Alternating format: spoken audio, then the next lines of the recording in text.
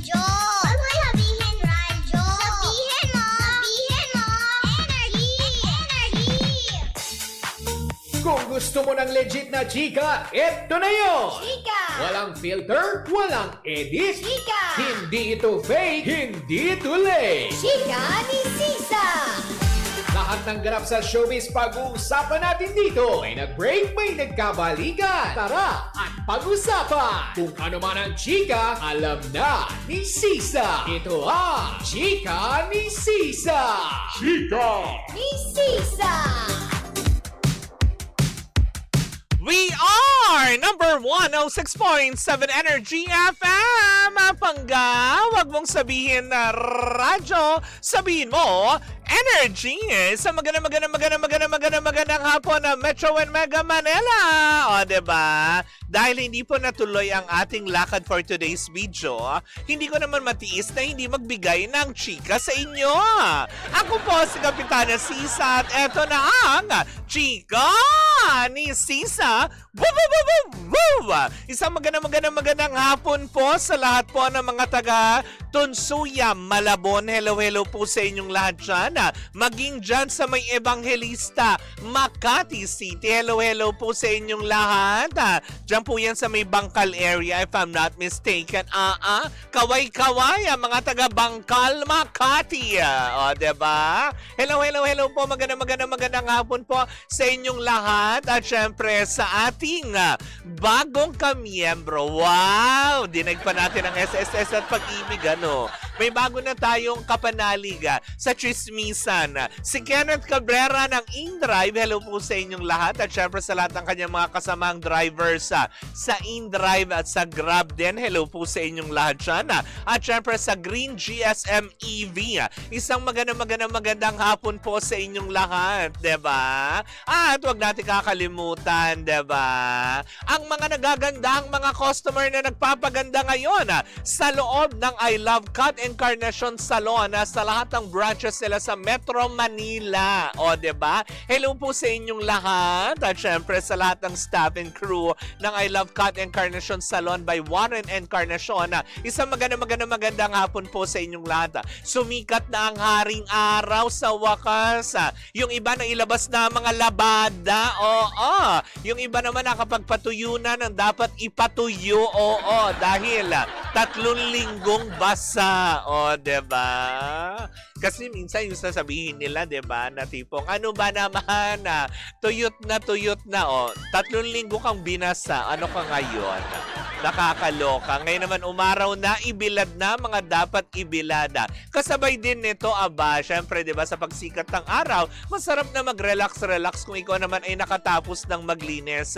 Sabay ng inumin ng masarap na tea. Kung ikaw ay isang tea lover, meron tayong MX3 tea with pandan. Alam mo ba na ang bawat MX3 tea ay gawa sa dahon ng mangustin na hinaluan ng pandan para mas refreshing sa ating panlasa. Ang isang sachet ng MX3 tea ay good for 1 liter of water, either hot or cold. Maaari mo rin itong dagdagan ng lemon or honey for added flavor para mas ma-enjoy ng buong pamilya. Makakatulong ang tea para ma-detoxify o malinis ang ating katawan from any toxins. Kaya kung meron ka pang ibang katanungan, pwede mong bisitahin ang kanilang website sa mx3ph.com.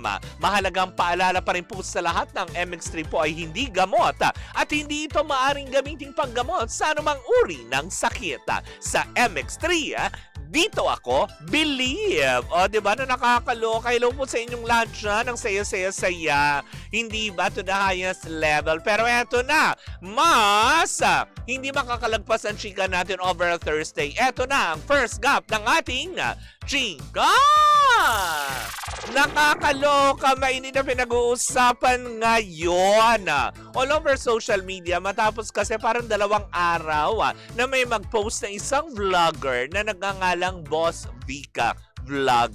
Diba? Isang bahay ang kanyang i-feature na kung saan nga naman 'di ba, ay kinagulat ng lahat na ang kanya palang binablog na ibinebenta daw, 'di ba? Or binebenta nga daw ayon sa kanyang vlog 'yon ay unang bahay mismo ni Vice Ganda sa Project 6 Quezon City. Marami tuloy ang medyo parang napatanong bakit nagbebenta ng property si Meme Vice? Anong meron? Ba't ganon? O, kumalma kayo. 'Di ba? Naalala nyo, nung lumipat siya sa pangalawang bahay niya, ay binenta din niya yung bahay kasi nga bibili siya ng bago. Baka naman ganon. Baka binebenta kasi yung mga old properties kasi nga naman may paglalaanan na ibang property na naay naman bilhin. Wag naman tayo kaagad mag-isip ng kung ano. 'Di ba? Kaya tuloy marami na napatanong dito, ay talaga ba? Bakit binibenta? Malamang, 'di ba? Kung hindi naman na kailangan kasi 'di ba nabilhan na niya ng bagong bahay muli yung kanyang mother na kung saan kasama yung kanyang mga kapatid, 'di ba? Na nakikita naman po natin sa vlog ni Meme Vice yun.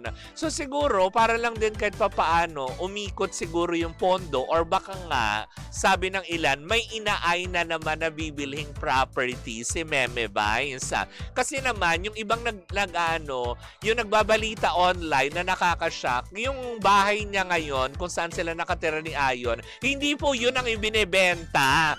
'Di ba? Ang ibinebenta po ay yung unang bahay nila sa Project 6 Quezon City, 'di ba? Happy National Radio Day sa ating lahat. Palakpakan natin ang lahat ng ating mga pangga na kapanalig sa radyo, sa telebisyon, at sa radyo lang. Happy National Radio. Ngayon, hindi ka nakikinig, bakla. Nakakaloka. Happy National Radio Day, diba? Sa ating lahat. Lalo na't mainit daw ngayon, sabi ni Jeff Tads Oliveros. Sabi ni Daryl Foconaga, anong chika mo today? Eto na nga, nabanggit ko na nga yung tukol nga sa pagbebenta ng property. Kasi gano'n naman talaga, 'di ba? If you want to buy something, 'di ba? You have to sell. Yung alam mo naman na hindi na nagagamit, sayang naman kung mabubulok lang naman at pwede pa naman pakinabangan, 'di ba? At ang balita ko, ayon doon sa nakalap natin chika, the property na pagmamay-ari daw ayon dito kay Boss Vic Vlog, 'di ba?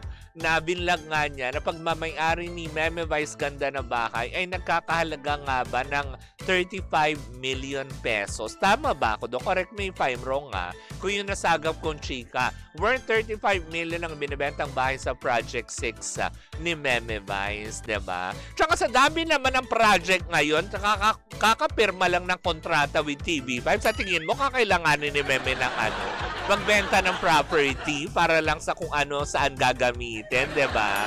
O baka naman magtatayo ng negosyo, kailangan ng pondo. Why not, 'di ba? So might as well gawin nating alam mo 'yon pera yung ating mga assets na sabihin na nga tulad ng bahay, 'di ba? Para mapakinabangan at kung nag-iisip naman sila or nag-iisip ng bagong negosyo si Meme, at least meron siyang pampuhunan doon, pangpaikot na doon, 'di ba? Uy, grabe yun, 35 million. Kaya nang umikot, so sisirko na ako noon, 'di ba? Sa 35 million, ayaw ka nang pasirkuhin ang sarili ko doon. At siguro kung ano-ano ng negosyo. 'Di ba? Ang aking naiisip gawin, hindi ba? Hindi lang sa kung ano man ang pwedeng maging negosyo. Siguro halos lahat yan sa pagkain, siguro hindi na siguro sa cosmetic kasi ang dami nyo nang nag-aaway-away dyan, 'di ba?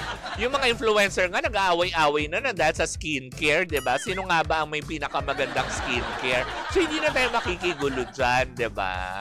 Siguro ano na lang, kapote, ganyan. Dahil, di ba, very parang unpredictable ang panahon ngayon. Dahil nga nagbababagyo, siguro yung mga kapote, payong, ganyan, bota. Yan ang mga maganda, di ba? So, ito dapat yung mga... Sa pagkain naman, dahil maulan, diba? Usually, ang mga patok dyan, lugaw, ganyan. Diba? Pero ulitin ko lang din ulit, yung current na pinakikita on social media na current bahay ni Meme Vice kung saan sila nakatira ni Ayon, ay hindi po yon ang ibinebenta. Ang property na ibinebenta daw ay yung nasa Project 6, yung unang bahay na naipundar daw ni Meme Vice nung siya ay nagsisimula sa showbiz bago siya maging phenomenal box office superstar at ngayong Queen of all networks, diba? Nakakaloka yan. Kaya wag na natin bigyan pa ng kahit anong kulay. Dahil wala naman dapat tayong ikapanik about it. 'Di ba? Anyways, ako mga pangga sa ating pagbabalik. Yung mga kapamilya stars dumadami na daw na pumipirma ngayon sa TV5. Oh my gosh! Sino-sino man yan ay sama-sama natin pakatutukan yan sa pagbabalik ng Chika ni Sisa. Woo! Tuloy-tuloy po muna ang ating tugtugan. Siyempre dito po lamang yan sa number 106.7 Energy FM. Panggawag mong sabihin radyo, sabihin mo Energy!